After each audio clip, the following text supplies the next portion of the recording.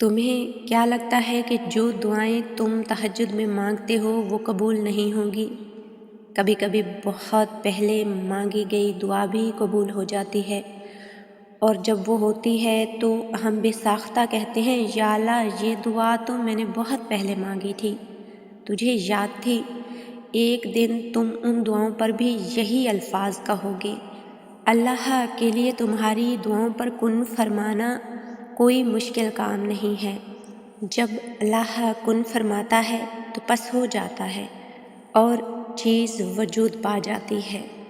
دعا کی طاقت کو کبھی بھی کم مت سمجھا کریں۔ تقدیر اور قسمت سے زیادہ طاقت دعا میں ہوتی ہے، جو عرش تک کو ہلا سکتی ہے، کیونکہ تقدیر کے سامنے ہم بے بس ہیں، لیکن تقدیر لکھنے والا نہیں۔ اور اگر تمہیں لگے کہ کوئی چیز تقدیر میں بھی نہیں لکھی تو پھر بھی دعا کرنی چاہیے۔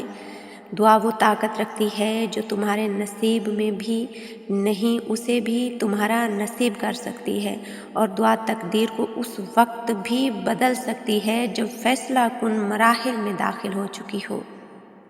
اگر بات تہجد کی دعاؤں کی جائے تو تہجد کی دعاؤں میں تو اتنی طاقت ہے کہ یہ 7 آسمانوں کے پردے اٹھا دیتی ہیں، اور اللہ تہجد کی دعاؤں سے معجزے کرتا ہے جو نہ زمین والوں نے دیکھے ہوتے ہیں اور نہ ہی آسمان والوں نے۔ تمہارا تہجد تک آ جانا بے سبب نہیں ہے، تمہارا تہجد تک آنا ہی تمہاری دعاؤں کی قبولیت کی سب سے بڑی نشانی ہے۔ پھر تم کیوں اللہ تعالیٰ کی طرف سے کی گئی دیر کو اس کا انکار سمجھ بیٹھے ہو؟ جب اللہ تعالیٰ خود قرآن پاک میں اپنے بندے سے مخاطب ہے کہ دعا پہاڑوں کو بھی ان کی جگہ سے سرکا سکتی ہے، تو قبولیت کا شک تو بنتا ہی نہیں۔ تقدیر پلٹنے میں ذرا سی بھی دیر نہیں لگتی اگر دعائیں تہجد میں مانگی جائیں اور اللہ کے سامنے رات کی تاریکی میں رویا جائے، اور وہ مانگنے کی توفیق بھی انہی کو دیتا ہے جنہیں وہ عطا کرنا چاہتا ہے۔ کیا تم نے نہیں سنا؟ اور تمہارے چاہنے سے کچھ نہیں ہوتا جب تک اللہ نہ چاہے۔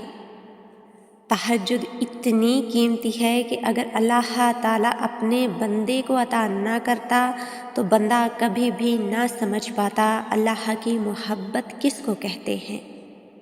یہ تمہاری دعاؤں کی قبولیت کا اشارہ ہی تو ہے کہ تم ابھی تک اللہ سے امید لگائے ہوئے ہو، دعا مانگ رہے ہو، اور تمہاری خواہشیں، تمہاری دعائیں تمہیں تہجد تک لے آئی ہیں۔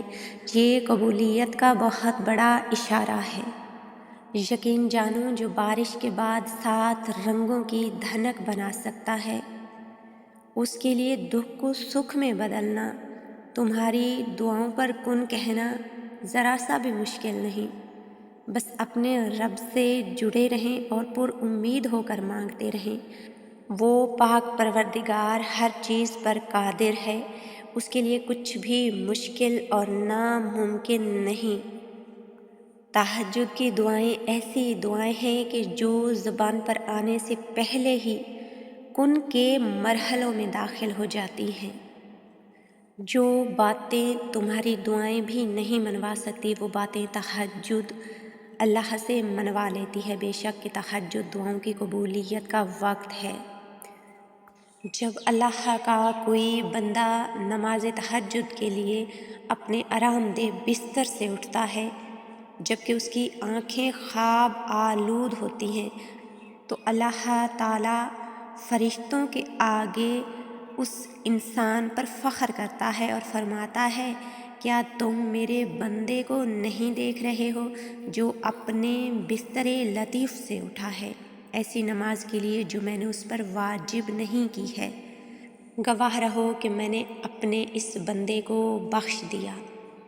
7 آسمانوں کے پار سفر کرتی ہیں، تہجد کی دعائیں کبھی مایوس نہیں کرتی۔